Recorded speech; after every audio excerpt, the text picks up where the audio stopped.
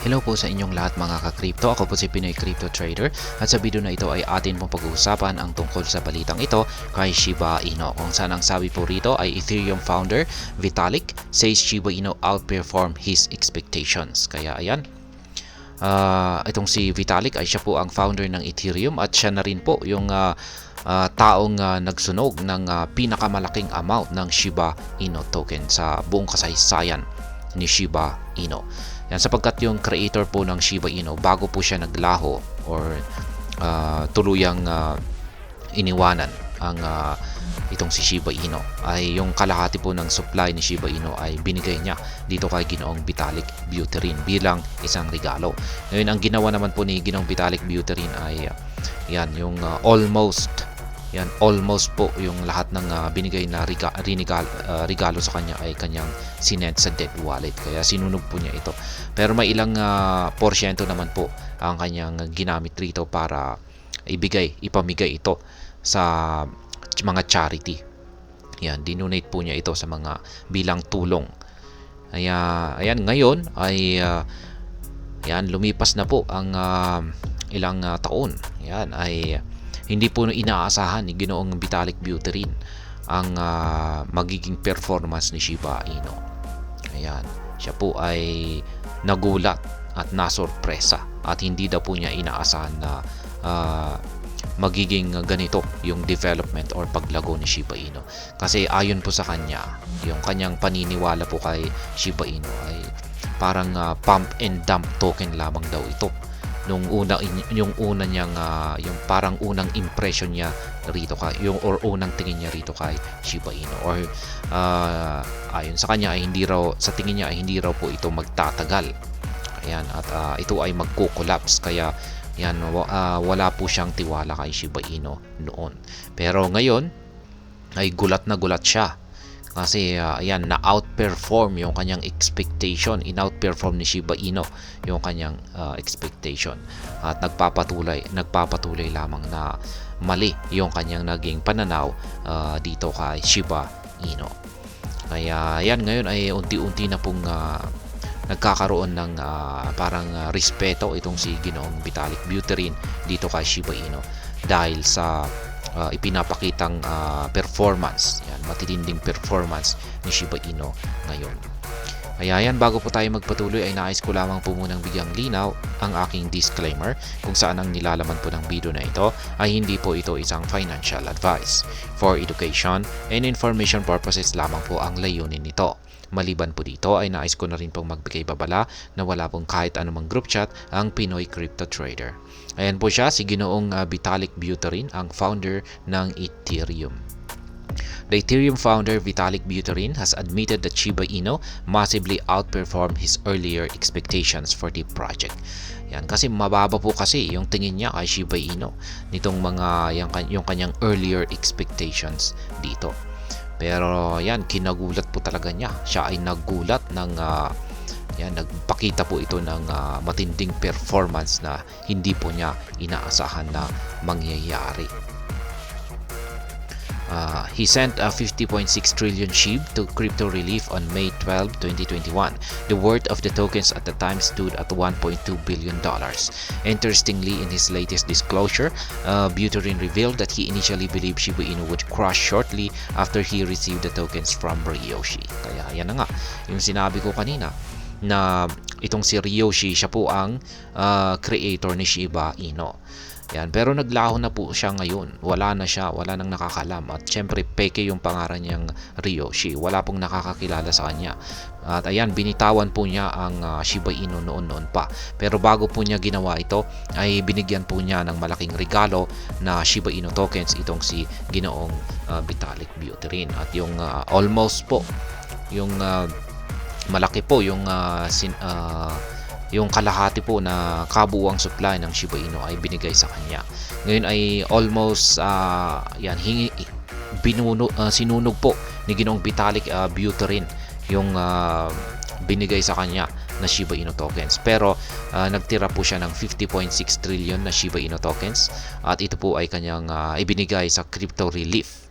Yan, bilang charity donation. Yan po ay ginawa pa niya noong May 12, 2021. Kaya yan, ito po yung usapan nila kay Ginoong Nathan. I'm confused about this FLI donation. I was under the impression that it probably wasn't worth nearly $600 million. Kaya yan, kasi noon, yan yung halaga po ng $50.6 trillion na ito ay $1.2 billion. At yan po yung sinend ni Ginoong Vitalik Buterin sa Crypto Relief. Kasi ang dahilan po niya ay natatakot daw po siya na baka biglang mag-crash yung presyo ni Shiba Inu or bumagsak mula nang matanggap niya ito kay Ryoshi. Kaya ang ginawa niya ay dinonate niya po kaagad ito. Pero yan nga, hindi niya inaasahan na tataas pala yung presyo nito. Kaya ito po yung actual na tweet ni Ginoong Vitalik Buterin. It's the same situation as with Crypto Relief. I quickly sent a pile of SHIB thinking it would surely drop 100 times in a few days. So I had to act fast and expecting they would be able to cash out at most like $10 to $25 million. But of course, SHIB massively outperformed my expectation. Kaya yan na nga yung dahilan niya kung bakit siya nag-send ng mga donations or kung bakit niya minadali ang pagsisend ng mga donations, kasi siya ay naniniwala na baka mag-crash daw or mag-collapse ang presyo ni Shiba Inu.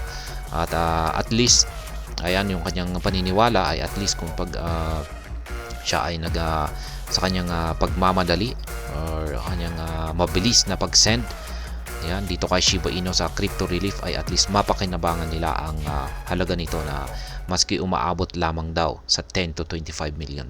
Pero hindi ganyan yung nangyari. Umangat po talaga ang presyo ni Shiba Inu at talagang naging mas malaki yung halaga ng kanyang ibinigay na donation. Kaya ayan, sabi nga niya rito ay SHIB massively outperformed my expectations. Notably, SHIB had already recorded a massive price rally before Buterin donated the tokens. However, the Ethereum co-founder expected the asset to crash within a short period. As a customary with meme coins, he had to move fast and donate these coins before the expected price collapse. Kasi yan po kasi ang madalas na nangyayari sa mga meme coins noon.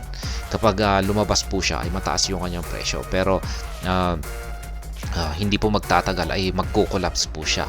Kaya yan po yung tingin ni Ginoong Vitalik Buterin dito kay Shiba Inu noon. Kaya nagmamadali po siya sa pagdodonate sa mga ito, sa mga charity.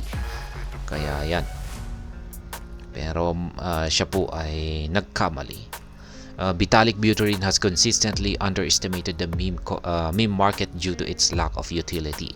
In 2022, the Ethereum founder was surprised at the massive amount of Shiba Inu tokens held by Crypto.com.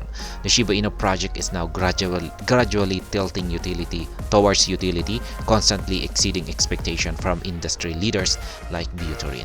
Kaya yan naman po yung pinakadahilan kung bakit walang tiwala itong si Ginoong Vitalik Buterin sa mga meme coin, dahil ang mga meme coin ay wala po talagang gamit or utility. Ayan, ganyan naman po talaga ang meme coin. Ayan, mag-uumpisa ang mga ito na walang gamit. Ayan, o walang real world use cases. Kaya ayan po, minamaliit ni Ginoong Vitalik Buterin ang mga meme coin dahil sa bagay na yan. Pero noong taong 2022 ay pagdating po rito kay Shiba Inu ay ayan, kinagulat po ni Ginoong Vitalik Buterin yung holdings ng Crypto.com na ayan, meron po silang napakalaking holdings na amount ng Shiba Inu tokens. At ito ay dahil sa itong si Shiba Inu ay unti-unti pong nagkakaroon ng mga utilities or mga real world use cases. At ngayon, ayan, sa kasalukuyan ay meron na po silang malalaking mga projects tulad po ng kanilang layer 2 network na si Shibarium, at ayan, meron pa silang metaverse at marami pang iba. Kaya ayan, isa na po siyang parang hindi na po natin siya maituturing na isang meme coin kasi marami na po siyang mga gamit. Pero syempre, siya pa rin ay kino-consider na isang meme coin kasi dyan naman po siya galing. Yan, galing po siya sa pagiging isang meme coin. Kaya ayan po ang ating tungkol sa balitang ito. Ayan, kung saan ay at least tinatanggap na ni Ginoong Vitalik Buterin yan ang mga meme coin. Yan, at siguro ay hindi na po niya siguro basta-basta minamaliit ang mga meme coin sapagkat napatunayan ni Shiba Inu na yan, may ibubuga po ang mga meme coins. At ayun, hanggang dito na lamang po tayo sa video na ito. Sana po ay inyong nagustuhan ang aking paliwanag dito. Kung inyo po itong nagustuhan, pakiclick lamang po ang like button nito. Para naman po sa mga bago lamang dito, kayo po ay aking inaanyayahan para mag-subscribe.